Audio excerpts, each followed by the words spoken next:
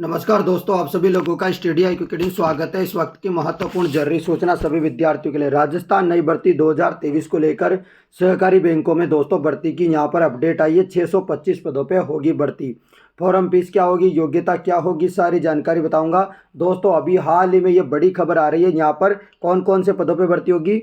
Senior manager, computer programmer, assistant manager, इनके पदों पे भर्ती है। सभी की योग्यता अलग अलग है, तो आपको सारी जानकारी बताऊंगा, पूरी की पूरी अपडेट आपको बताऊंगा। चलिए दोस्तों, आज ही के न्यूज़पेपर में जो अपडेट आई है उसी के आधार पे आपको पूरी जानकारी बताने वाला हूं। ये रही दोस्तों आपके लिए जरूरी सूचना, सभी विद्यार्थियों के लिए जरूरी सूचना। IBPS कराएगी भर्ती परीक्षा। तो एग्जाम कौन करवाएगा? IBPS जो है इसका एग्जाम करवाएगा। सहकारी बैंकों में 625 पदों पर होगी भर्ती। आवेदन शुल्क सरकार करेगी वहन, यानी कि आपको जो फॉर्म फीस है फॉर्म फीस नहीं देनी पड़ेगी। इसमें सभी विद्यार्थियों के लिए बड़ी अपडेट।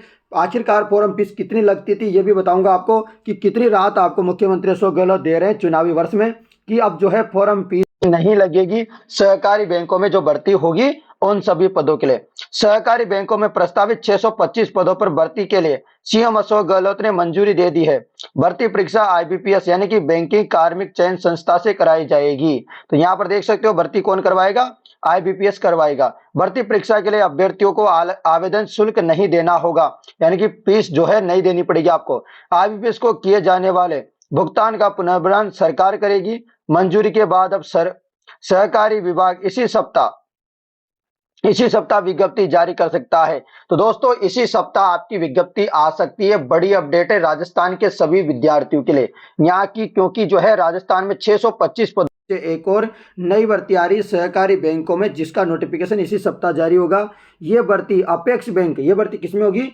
अपेक्स बैंक राजस्थान सहकारी बैंक में होगी। किसमें? अपेक्स बैंक, जो कि राजस्थान राज्य सहकारी बैंक है, उसमें भर्ती होगी। वह 29 जिला केंद्रीय सहकारी बैंकों में भी भर्ती होगी। कितने में? 29 जिला केंद्रीय सहकारी बैंकों में भर्ती होगी। इनमें से एक जो है सीनियर मैनेजर का पद होगा, 84 जो है मैनेजर के पद होंगे, 535 बैंकिंग सहायक के पद होंगे और 5 पद होंगे कंप्यूटर प्रोग्रामर के। तो ये जानकारी आप लोगों के लिए जरूरी थी। अब मैं आपको बताऊंगा कि जो है मैं यहाँ पर किस किस के पदों के लिए, सीनियर मैनेजर के लिए पद के लिए क्या योग्यता होगी, मैनेजर के लिए क्या होगी, बैंकिंग सहायक के लिए क्या होगी, कंप्यूटर प्रोग्राम के लिए क्या होगी। तो योग्यता भी जानेंगे, आयु सीमा जानेंगे, और पहले फॉर्म फीस कितनी हुआ करती थी, अब जो है फॉर्म फीस आपको नहीं देनी होगी।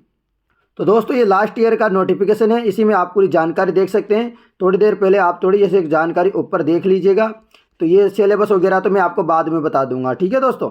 सिलेबस वगैरह सारी जानकारी मैं बताऊँ। पहले फॉर्म फीस इस प्रकार हुआ करती थी, जैसे सीनियर मैनेजर के लिए जनरल, OBC, MBC, इन सभी के लिए, EWS वगैरह के लिए जो है फॉर्म फीस, EWS के लिए नहीं, मतलब MBC को और OBC के लिए जो क्रिमिनल वाले जो अभ्यर्थी होते और जनरल वालों के लिए 1000 होती थी, और और सभी के लिए 500। इस प्रकार से फीस होती थी पहले, परंतु अब इस फीस को क्या कर दिया है? माफ कर दिया है, यानी कि आप फीस होगी सभी की 0।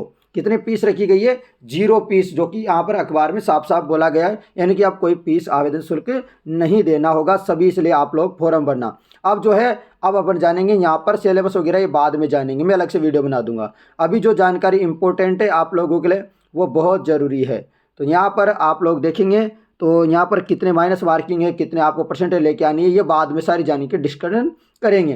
पहले हम जान लेते हैं यहाँ पर जो जरूरी सूचना है, एजुकेशन क्वालिफिकेशन। क्या जानेंगे?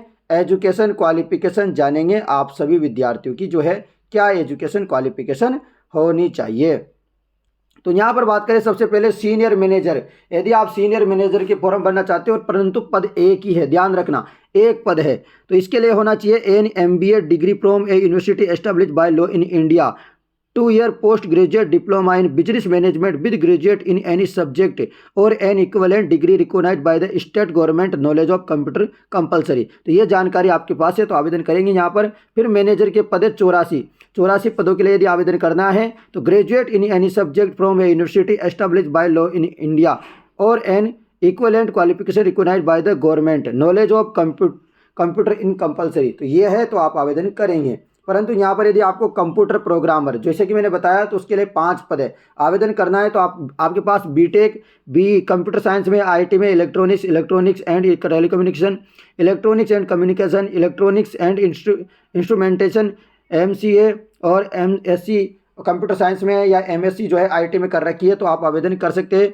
और 1 ईयर का आपके पास क्या होना चाहिए, डिप्लोमा वगैरह है, यहाँ पर PGDCA वगैरह है विद आपके MSc के साथ, तो आप आवेदन करेंगे। तो ये जानकारी आपके पास है तो आवेदन करेंगे। परंतु यहाँ पर बैंकिंग असिस्टेंट के पदों पे भी वैकेंसी है दोस्तों, 535 पदों पर। कितने में? 535 पदों पर यहाँ पर वैकेंसी है बैंकिंग असिस्टेंट के पदों पर। तो इसके लिए योग्यता रखी गई है, a graduate in any subject from university establish by law in India और an equivalent qualification recognised by the government knowledge of.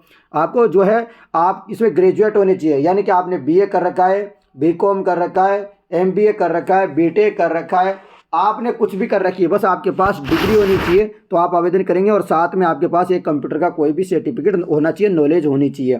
तो ये आपके पास है तो आप आवेदन कर सकते हैं। ये जरूरी सूचना मैंने आपको बता दी।